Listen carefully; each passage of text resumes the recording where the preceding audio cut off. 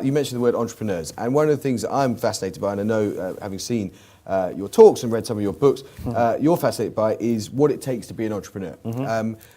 If you could describe, I know you talked in broad terms about sustainable businesses driven by values, but if you could describe what are the sort of characteristics that have tended to make effective entrepreneurs in your time, that would be wonderful. And there was a very, very famous academic paper in the 1980s published in England that said that the qualities of an entrepreneur were a bit like that of a white-collar criminal. It was someone that's sort of mischievous, like looking for opportunities, and sometimes had a sort of slightly naughty sense. So what are the qualities that you think it takes to be an entrepreneur is one thing. And the other thing is, how could you encourage the people here to have the confidence to take risks? There are a lot of people who grow through a business, they've been there 20, 30 years, they've always dreamt of being the CEO, and they've come through the finance division or whatever it might be, and they get to the top and they're at the top and they're in charge, they've got all this power, and actually they become very cautious because they want to consolidate that power. So how do you encourage people to have the courage and confidence to take risks in order to make their business continue growing? Related questions. So let's do the first one. So I think the word entrepreneur is bandied about too loosely. That not everyone who owns a small business is an entrepreneur. There are small business owners and there are entrepreneurs. What's an entrepreneur? And you can find entrepreneurs in big companies. It doesn't mean that they're small business owners, right? I think entrepreneurs are problem solvers. I think rather than risk takers. Yeah. I think fundamentally there are plenty of risk takers, I think, who are entrepreneurs. There's a risk taker if you're a small business owner, right? You went out to start the business, but they're not the same, I don't think.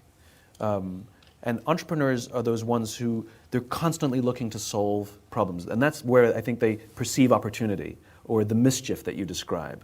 I don't think inherently it's a sense of mischief. They're not trying to stir the pot for the sake of stirring the pot. I think that they see something and they're like, we can make that better, or we can fill that hole. And that's very much the way the famous entrepreneurs, the Elon Musks and the Richard Bransons operate. They see gaps. They see things that don't work. As did Jobs. As did Jobs. They see things that could be better. Elon Musk was just interviewed by Chris Anderson at TED last week. And Chris Anderson, sort of near the end of the interview, it's online, go watch it, it's really great. Chris Anderson asks Elon Musk something to the effect of, why are you doing all these things? Like, why don't you just stick with Tesla and be done with it? Like, why do all the other stuff? And you look at, and Musk, you can see this look on his face, and he takes a long time to answer. He actually doesn't understand the question. He cannot understand why you wouldn't do that. And he sort of gets emphatic, which for Elon Musk is pretty amazing, because he doesn't get emphatic. But that's basically what it is. He gets emphatic and says, because I want to live in a world that's better than this, or words to that effect, where I'm not, where the world that we're living in right now makes us unhappy. Why don't we want to live in a world that makes us happy? He gets sort of, he can't understand, and again, it's vision first. And that's why he doesn't understand why you wouldn't try and solve problems.